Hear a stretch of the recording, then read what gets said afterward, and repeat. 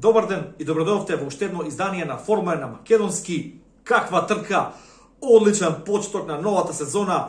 Го реков ова истото и по големата награда на Бахрейн, дека ако имаме ваква сезона како трката во Бахрейн и сега како во Имола, полна со неизвестност до самиот крај, со многу дуели, интересни моменти, излетување, инциденти, нас ни престои една одлична сезона, а најбитното е што Red Bull и Mercedes се рамо до рамо со перформансите, така што во текот на сезоната очекувам тесна битка до самиот крај помеѓу Верстапен и Хамилтон за тоа кој ќе биде шампион во оваа последна сезона од овој сет на технички правила во Формула 1.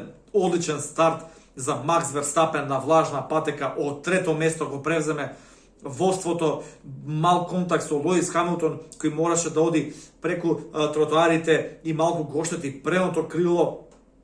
Би рекол феноменални денеска и Ферари и Мекларен се возобновува тоа ривалство. Видовме во текот на целата трка дуели и тесна борба помеѓу Ландо и Даниел Рикјардо наспроти Карлос Сајнц и Чарлс Леклерк. Чарлс Леклерк едно време феноменален и на второ место, дури и агресивно напаѓаше кон врвот.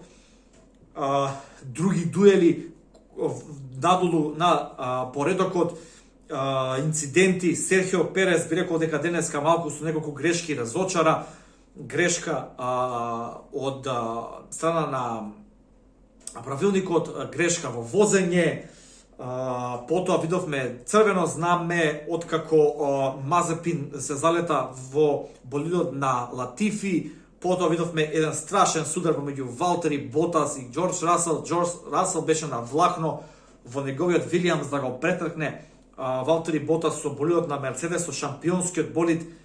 Така да тоа само говори за перформансите на Валтери Ботас, не само на оваа трка, туку воопшто веќе еден подолг извесен период. Валтери Ботас би рекол него заслужува местото во Мерцедес. Беше едно време добар втор возач, дури имав ја некои надежди дека може да го предизвика Хамилтон, меѓутоа тоа време е дефинитивно поминато.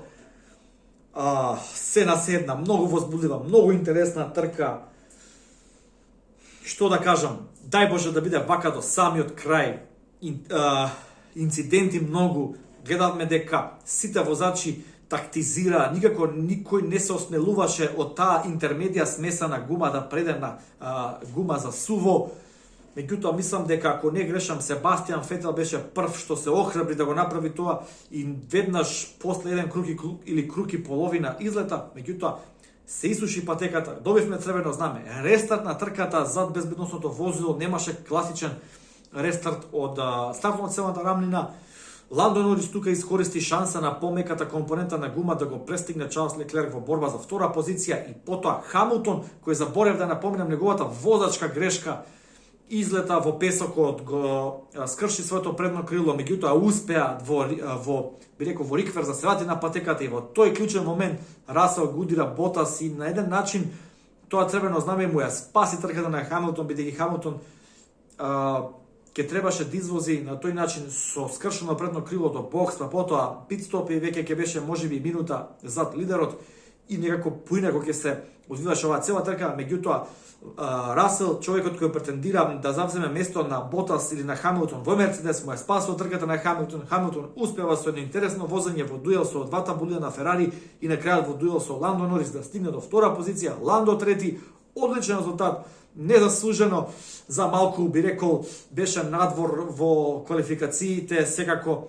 тие се правилата, стојарите го избриша неговото време. Се на се, одлична најава, Red Bull против Мерцедес, Верстапен против Хамилтон, Ферари против Мекларен. Старите добри ривалства се повторно на маса. Ќе очекувам вашите коментари и се гледаме во некоја следна прилика, а до тогаш поздрав!